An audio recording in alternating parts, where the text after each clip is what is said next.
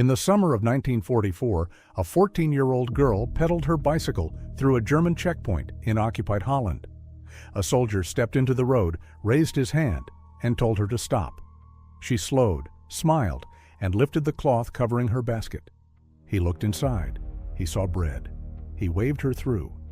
Beneath the bread, wrapped in oilskin and pressed flat against the wicker bottom, were 17 forged identity cards and a list of Jewish families still hiding in the city. She had memorized every name on that list in case they found the paper. They didn't find the paper. They didn't find her. She pedaled away, and the Germans never knew what had just rolled past them. Her name was Freddie Overstegen. She was one of 3 young women in a resistance cell operating out of the forests and canals of Haarlem in Nazi-occupied Netherlands. The other 2 were her sister Truus and a girl named Hannie Schaft, who would become one of the most wanted resistance fighters in the entire country. Between them, they sabotaged bridges, hid Jewish children, lured German soldiers into the woods, and shot collaborators in the street. They were teenagers. The Germans looked for them everywhere. They never looked hard enough. This is the story of the Dutch resistance, of the ordinary people who refused to accept what the occupation asked them to accept, and of the extraordinary lengths they went to in order to fight back. It is a story that takes us across a country that in the spring of 1940 had been at peace for over a century. A country that believed its neutrality would protect it. A country that woke up one morning to the sound of parachutes opening above its cities and learned in the space of 5 days that the world it knew was over. To understand what the Dutch faced, you need to see the geography. Bring up a map of Western Europe in 1940. The Netherlands sits at the mouth of the Rhine, a flat, waterlogged country barely above sea level, crisscrossed by canals and rivers, bordered to the south by Belgium and to the east by Germany itself. The country is roughly the size of West Virginia. It has nowhere to retreat to. When Germany came, it came from every direction at once.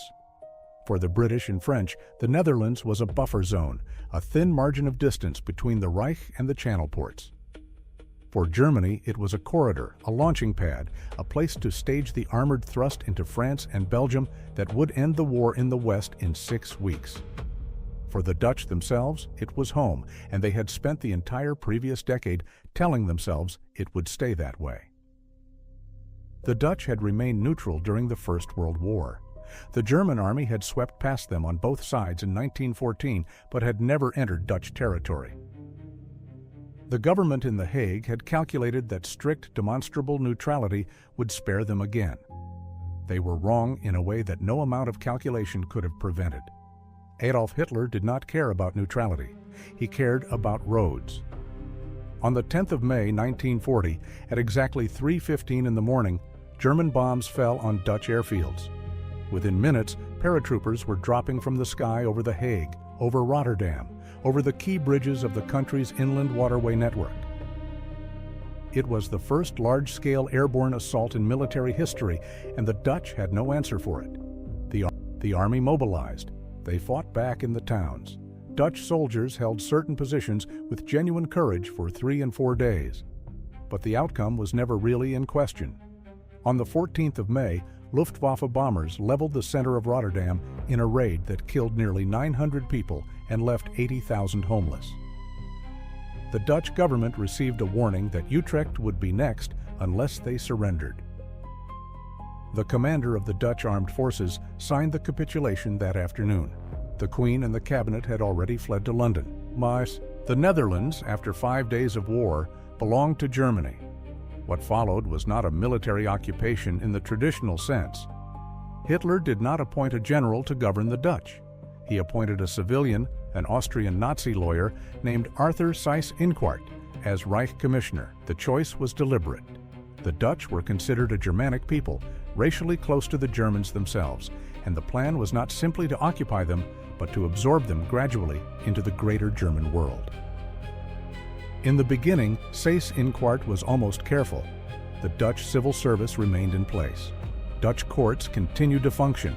Dutch newspapers continued to publish, under censorship. Businesses stayed open, food remained available. For many Dutch people in those first months, the occupation felt almost manageable, almost normal. This was, of course, exactly what it was designed to feel like. The change came slowly, then all at once. The first restrictions on Dutch Jews appeared in October 1940. They were removed from civil service positions. They were banned from cinemas, parks, and restaurants. Their businesses were registered and then confiscated. Jewish children were expelled from Dutch schools. By January 1941, all Jews in the Netherlands were required to register with the authorities. 240,000 people filled out the forms. It would prove to be the list that killed most of them. In February 1941, German SS units and Dutch collaborators raided the Jewish quarter of Amsterdam. They rounded up 425 young Jewish men and deported them to the Mauthausen concentration camp in Austria. Not one of them survived. Amsterdam reacted with something that shocked the German occupiers entirely. The city went on strike. On the 25th of February 1941, Dutch dock workers, transit workers, and factory employees walked off their jobs in a mass work stoppage to protest the deportations. It was the only significant public strike against the persecution of Jews in the entire occupied world. The Germans crushed it within 2 days, arresting its organizers, executing its leaders, imposing martial law. But something had shifted. The people of the Netherlands had shown themselves and each other that resistance was possible. The February strike became the founding myth of the Dutch resistance movement. Into this world, in this city, lived a woman named Corrie ten Boom. She was 48 years old in 1942, the daughter of a watchmaker, a church-going Calvinist who had spent her life in the same narrow house on a street called the Barteljorisstraat in Haarlem. She had never married. She ran her father's watch shop with her sister Betsy. She attended church every Sunday. She taught Bible classes to children on weekends. She was, by every outward measure, the least dangerous person in the country. This was why she was able to save the lives of at least 800 people. The Ten Boom family began hiding Jews in 1942 when a woman appeared at their door one evening with a suitcase, terrified, and asked if she could stay. Corrie's father, a man named Casper, who was then 80 years old, opened the door without hesitation. He said that in this house, God's people were always welcome. From that night forward, the house on the Barteljorisstraat became part of the network the Dutch resistance called the Underground, the hidden infrastructure of safe houses, forged documents, and secret routes that kept thousands of people alive throughout the occupation. The mechanics of hiding people in the Ten Boom house required extraordinary ingenuity. The building was old, narrow, and sat directly on a busy street. German soldiers passed outside every day. Any unexpected face at the wrong moment could mean death. To solve this problem, a local architect who worked with the resistance built a secret room inside the house. It was placed at the top of a narrow staircase behind Corrie's bedroom wall. A false brick partition, perfectly matched to the surrounding plaster, concealed a space roughly 2.5 feet deep and 8 feet wide. It could hold up to 6 people, crouched in darkness, with a small ventilation pipe, a mattress, food supplies for several days, and a buzzer connected to a warning signal downstairs. It was called the hiding place. The system worked for nearly 2 years. People arrived at the house, stayed for days or weeks, and were moved along the network to farms and remote villages where they could live out the occupation in relative safety. The work expanded. Corrie became a coordinator, not just a host. She traveled across the country, meeting with other resistance workers, arranging false identity papers, organizing food rations for people who could not register under their own names. Every day was a calculation of risk, and every day the calculation could go wrong. On the 28th of February 1944, it went wrong. A Dutch informant named Jan Vogel had been working with the German security services for months, cultivating the trust of resistance workers in the Haarlem area. On that February morning, he visited the watch shop and gathered enough information to lead a German raid on the house. At noon, a team from the German security police surrounded the building and forced their way inside. Corrie was upstairs, ill with influenza, when she heard the boots on the stairs. She pressed the buzzer. 6 people crawled into the hiding place in the dark. Corrie was arrested where she lay, too sick to stand properly. Her father Casper, her sister Betsy, her brother Willem, and 30 other people connected to the network were taken that same day. The Germans searched the house for hours. They found the false wall but could not find the mechanism that opened it. The 6 people inside, lying motionless in the dark behind a panel of bricks, listened to the soldiers tapping and probing the wall inches from their faces. They did not make a sound. The Germans eventually gave up and left. The hidden refugees stayed inside the space for 47 hours before resistance workers managed to extract them safely. All 6 of them survived the war. Corey, Betsy, Casper, and the others were taken to Scheveningen prison in The Hague. Casper ten Boom was 84 years old. He died in German custody 10 days after his arrest. The Germans offered to release him if he would promise not to cause further trouble. He refused. He said that if they released him, he would open his door again the very next day. He died as a prisoner. Corey and Betsy were transferred to the Ravensbrück concentration camp in Germany in September 1944. Betsy died there in December at the age of 59 in the camp's hospital. She died telling Corey that they must tell people that there is no pit so deep that God is not deeper still. Corey was released from Ravensbrück in January 1945 through what turned out to be a clerical error. A bureaucratic mistake put her name on the wrong list, and she was sent out the gate instead of to the gas chamber. She was the only woman in her block to survive. She spent the rest of her long life. She died in 1983 on her 91st birthday, telling anyone who would listen what she and Betsy had learned inside those walls. But the Ten Boom story was only one thread in a vast and complicated network. While Corey was hiding Jews in a watch shop, other people were doing other things, some of them much harder to categorize as simply heroic. The Dutch resistance was not a single organization. It was dozens of overlapping cells, some religious, some communist, some just groups of neighbors who decided they would not cooperate, operating across the country with different methods and different definitions of what fighting back actually meant. Return now to Haarlem and to the forest outside the city, and to the 3 young women who were doing something that the Ten Boom operation would never have sanctioned. Truus Overstegen was 14 when the occupation began. Her mother was a committed anti-fascist who had sheltered Spanish Civil War refugees in their home before the German invasion. When a local resistance commander named Frans van der Wiel approached their mother in 1941 asking to recruit the girls, Truus and Freddie said yes without hesitation. Their early work was the same as the Ten Boom network. They hid Jewish children, found safe houses, carried forged documents, moved people along escape routes. But van der Wiel's cell had a different philosophy. He believed the occupation could only be answered with force. He trained the girls to use weapons, took them into the woods outside Haarlem, and explained what they would be asked to do.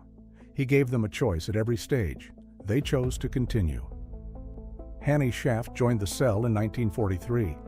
She was 22 years old, a law student from Amsterdam who had dropped out of the university rather than sign the loyalty oath to the German authorities. She had striking red hair, which she later dyed black to change her appearance, and she was known within the resistance as Het Meisje, met het rood haar, the girl with the red hair. She was precise, self-disciplined, and completely without fear in the field. Other resistance workers who knew her said she moved through checkpoints with a calm that was almost unsettling. She did not rush. She did not look nervous. She simply looked like someone going about ordinary business, which was exactly what made her so effective. The cell's operations expanded in 1943 and 1944 into what the resistance called liquidations.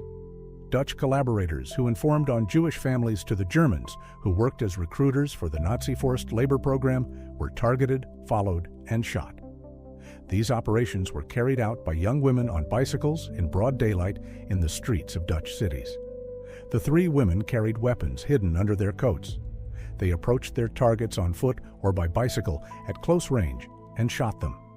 Then they cycled away. The moral complexity of this kind of resistance deserves honesty. The people the cell killed were not German soldiers. Some of them were Dutch, some of them had families. The resistance operated outside any legal framework, without trials, without appeals. Truus Overstegen, who was asked about this many times in later life, never pretended that the killing was clean or uncomplicated. She said simply that they had no other tools and that the people they targeted were directly responsible for the deaths of Jewish families. She said she was not proud of what she had done, but that she would do it again. By the winter of 1944, the occupation had reached its most brutal phase. Allied forces had liberated the southern Netherlands in September, but a failed airborne operation at Arnhem had left the north of the country still in German hands. The Dutch government in exile called for a railway strike to support the Allied advance. The Dutch railwaymen obeyed. The Germans responded by cutting off food supplies to the occupied Western Netherlands entirely. What followed became known as the Hunger Winter, one of the worst humanitarian disasters in Western European history. By January 1945, the official food ration in cities like Amsterdam and Rotterdam had fallen to below 400 calories per day. People burned furniture for heat. They stripped the bark from trees and ate it. They boiled tulip bulbs. They pushed carts through frozen streets looking for anything combustible. German soldiers fired on people looting food warehouses. Over that winter, between 18,000 and 22,000 Dutch civilians died of starvation or cold-related illness. Children were the first to show the signs. Parents who had already given most of their own food away watched their children grow hollow-eyed and quiet in ways that no child should ever be quiet, and there was nothing left to give them. The resistance adapted. The underground networks that had spent 4 years moving Jewish families now redirected their energy toward food. Resistance workers raided German supply depots. They transported meat into the cities, hidden in milk cans, in false-bottomed carts, in the same concealed spaces that had once hidden people. A resistance organization called the LO had spent the previous 3 years developing the country's largest forged document operation. Now it used those same skills to create counterfeit food ration cards distributed to the poorest households in the occupied cities. Some historians estimate that the LO's food card forgery operation saved tens of thousands of lives during the Hunger Winter. Hannie Schaft was arrested in March 1945, a month before the German surrender.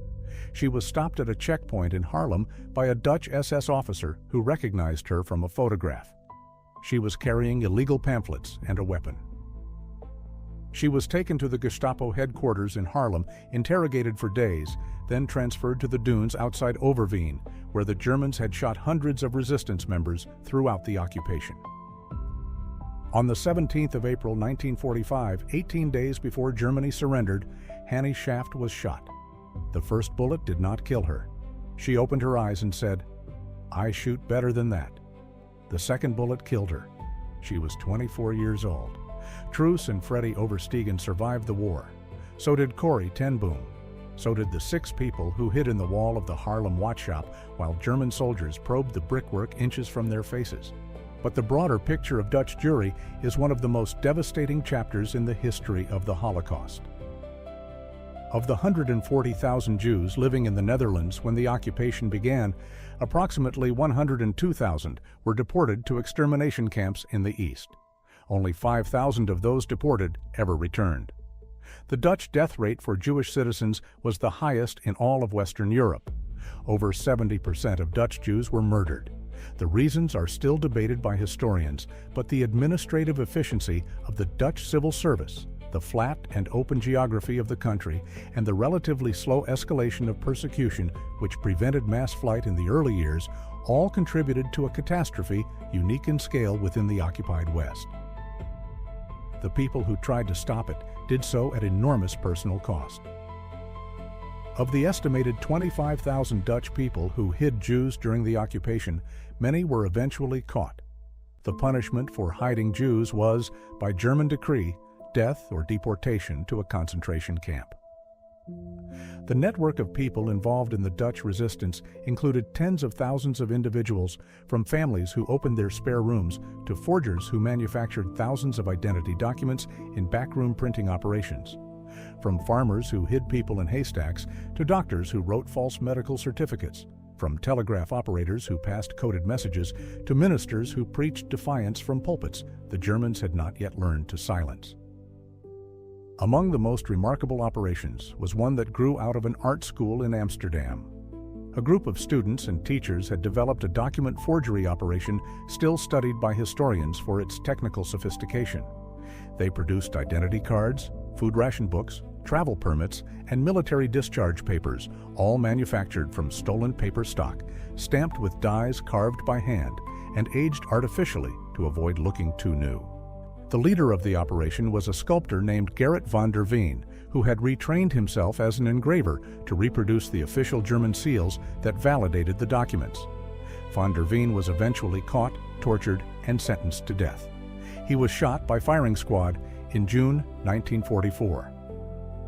Then there was the Westerwiel Group, a network organized by a Dutch schoolteacher named Joop Westerwiel, which specialized in escaping young Zionist Jews through Belgium and France to neutral Spain, from which they could reach Palestine.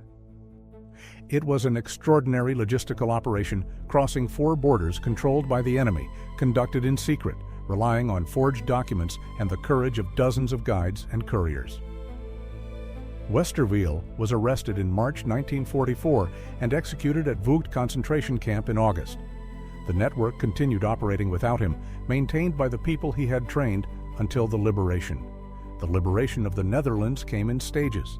The southern provinces were freed in September and October 1944. The northern and western provinces remained occupied through the worst winter of the war. On the 5th of May 1945, 3 days after Hitler's suicide in his Berlin bunker, the German forces in the Netherlands surrendered. The occupation was over. It had lasted exactly 5 years, of which every single day had required somebody somewhere to decide how to live under it, whether to cooperate, whether to resist, and what price they were willing to pay for either choice. The accounting of what the resistance accomplished is complicated by the scale of what it could not prevent. It saved, by most estimates, somewhere between 25,000 and 30,000 Jewish lives, in a country where 102,000 Jewish people were deported and murdered. It organized work stoppages that cost the German war effort significant time and material. It produced and distributed an underground press that, at its peak, published dozens of newspapers with a combined circulation of hundreds of thousands of copies, sustaining a population's sense of its own identity across years of deliberate cultural erasure. It also failed at the thing that mattered most. The network was too small, too fragmented, too constrained by the geography of a flat and densely populated country with no forest deep enough to build a real partisan army. The Dutch resistance never had the capacity to stop the trains. It found ways to pull individuals off them, one at a time, at enormous risk. But it could not stop the systematic murder of a community. What it could do, and did, was insist that the occupation was not normal, that acceptance was not the only option, that the human beings being loaded onto trains were not abstractions, but neighbors and friends and children who deserved someone willing to take a risk. The 14-year-old girl on the bicycle with the forged documents in her basket was not a soldier. She had no uniform, no rank, no formal training, no guarantee that the next checkpoint would not search the basket more carefully than the last one had. She had only the decision she had already made, and the basket, and the road ahead of her. Freddie Overstegen lived until 2018. Truus Overstegen lived until 2016. Both women spent decades being largely unknown outside the Netherlands, their contributions acknowledged in Dutch schools and memorial ceremonies, but almost invisible to the wider world that had moved on to other stories. In later years, they gave interviews. They spoke clearly and without embellishment about what they had done. Truus said once that she did not want to be called a hero. She said that anyone with a conscience would have done the same. She was probably wrong about that. The evidence of the occupation suggests that most people find reasons not to act, reasons that are understandable and human and deeply insufficient. The people who did act were not doing the easy thing. They were doing the thing that the situation required and that most people, including most decent people, found ways to avoid. Corrie ten Boom went home to the house on the Barteljorisstraat after the war. The watch shop reopened. She wrote about what had happened in the house, about her father and her sister and the hiding place and the 47 hours in the dark and the wall the Germans never cracked. She said that her sister Betsy had been right. She said that the deepest human suffering, when met with something larger than hatred, does not have the final word. She traveled for the rest of her life, telling this to anyone who would sit still long enough to hear it. The house on the Bartoliorestraat is a museum now. You can visit it. You can walk up the narrow staircase to the top floor and stand in front of the hidden room and look at the false wall. The mechanism that opens it is still there. The space inside is still there, low and dark and smaller than you expect, with the ventilation pipe and the outlines of where the mattress lay. Standing in front of it, knowing what happened in this house, knowing the sound of boots on the stairs and the trembling press of the buzzer and the 6 people holding their breath in the dark, you understand something that no amount of historical summary fully conveys. This was real. These were people who lived on this street, bought bread in this neighborhood, walked past these same walls every day. The war came to them where they were, and they decided in the specific and daily way that decisions actually get made, what they were going to do about it. The girl on the bicycle, the watchmaker's daughter, the art student with the forged stamps, the school teacher walking people across the Belgian border in the dark. None of them were extraordinary in the way that word usually implies. None of them had special powers or unusual advantages or a clear guarantee that what they were doing would work. They were ordinary people living in a situation that had become extraordinary and unacceptable, and they chose, in the various ways available to them, not to accept it. That choice, made repeatedly at great cost by people whose names most of us will never learn, is what the Dutch resistance was.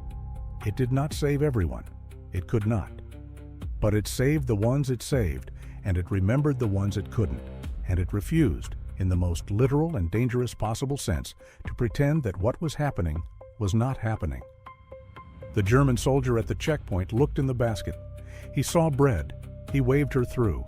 He had no idea what he had just missed. Neither, for a long time, did the rest of the world.